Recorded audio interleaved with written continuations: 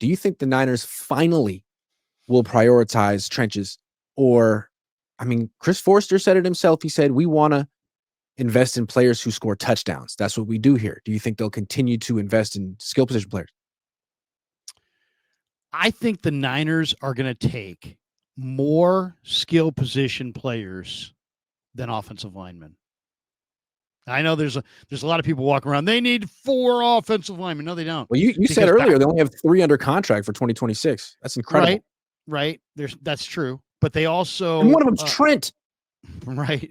And one of them's Brendel, who, do you want him under contract? Yeah. I mean, there's some pretty fiery debate about his value. So, I mean, they have some bodies. They just don't have anybody that's really set. I mean, the guy that, to me, when I watch the film, I watch a guy who's just so big and powerful, and Tyler Booker, that to me, he's a culture-changing player. Now, he's not a natural fit for the outside zone, but let's not pretend he couldn't do it. Neither was Aaron Banks. Yeah, neither was Aaron Banks. And also, it's like, I think we're looking at a Quentin Nelson. Now, if you had Quentin Nelson, would you use if you thought there was a Quentin Nelson in this draft? Well, Larry, hold on. Would you use the 11th pick on him? I think Tyler Booker fits. I think he fits. I think the Niners have different profiles for left guard and right guard.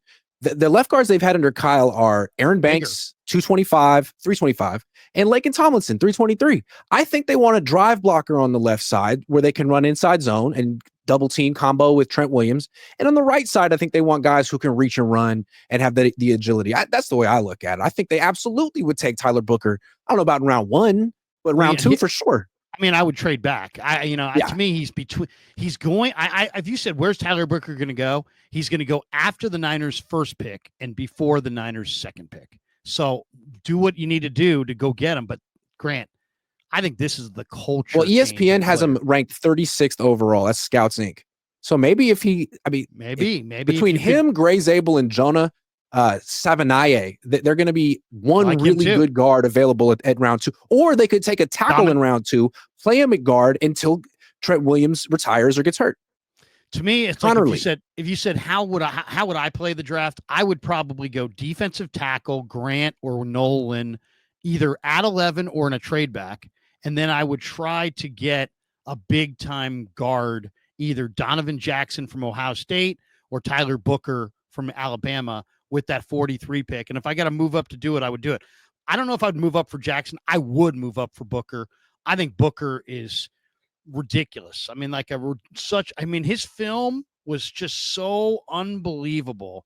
I mean, he would be such an upgrade on Banks. I really believe that. And I like Banks, but Banks, I think 43 is very much in play for guard because they took Banks Booker at like 40 something.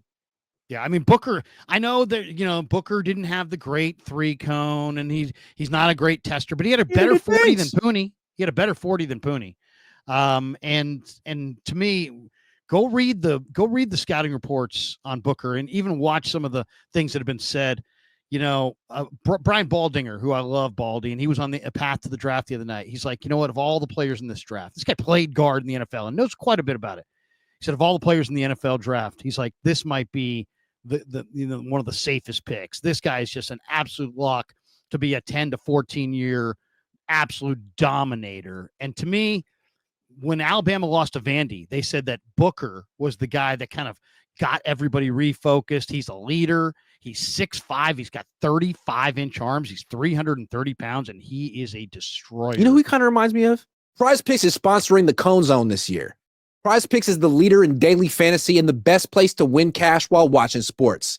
And the best part about the app is it's really easy to use. To create a lineup, all you have to do is pick more or less on a few players' stats.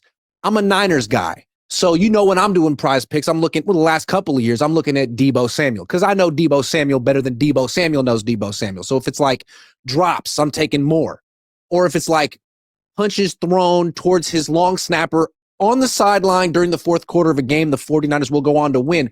I'm smashing more because I know the 49ers and I'm a PrizePicks guy. Now, maybe they didn't have those exact plays, but they have so many plays that'll make your head spin. And you can play PrizePicks in over 40 states, including California and Texas. Best part about it is the new user offer. PrizePicks will give you $50 when you play your first $5 lineup. So win or lose, you'll get $50 just for playing. That sounds like a win to me. Use promo code Cohn, COHN, to claim your $50 today. Tell him Grant sent you. Who's that? Young Mikey Potty. Yes. He's Mikey Potty. He's the size of a Coke machine. He's a big rectangle.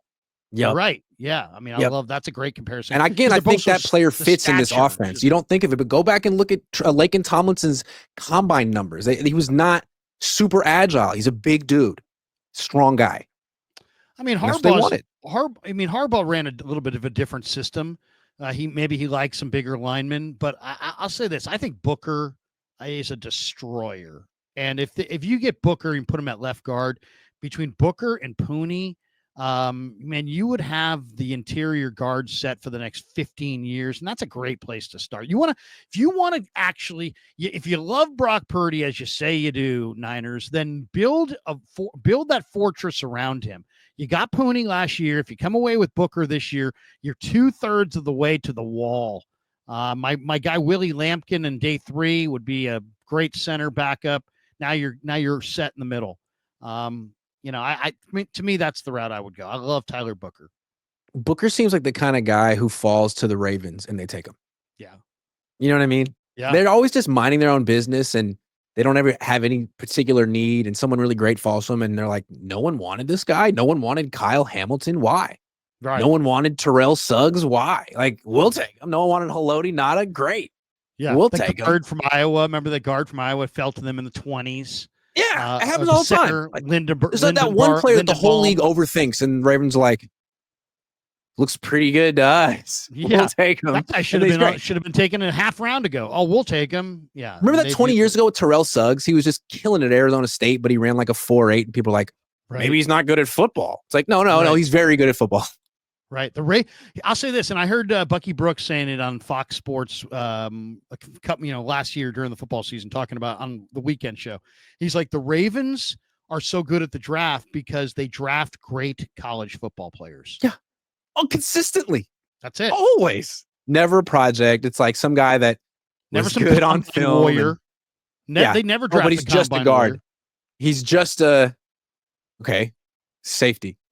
You never hear them, Eric DeCosta, ever say, well, you know what? It was, it's just, it was like our board. We really needed this here. No, they play the board as it comes to them. The last mock I saw had them going with Malachi Starks. I mean, that's the kind of bonanza pick that they've been known for. They never reach. And the Niners really in rounds 1 through 3 have reached more than other teams the last few years.